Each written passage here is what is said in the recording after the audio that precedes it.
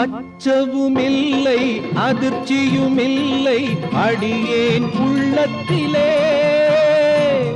ஆண்டவன் இயேசு அடைக்கலமன்றோ ஆதலின் குறையில்லை. ஆண்டவன் முன்னா அகிலமே பின்னா. அன்பர் இயேசுவின் வார்த்தையினாலே விடுதலை அடைந்தேனே. இயேசுவின் பின்னால் நானும் செல்வேன், திரும்பி பார்க்க மாட்டேன், திரும்பி பார்க்க மாட்டேன்.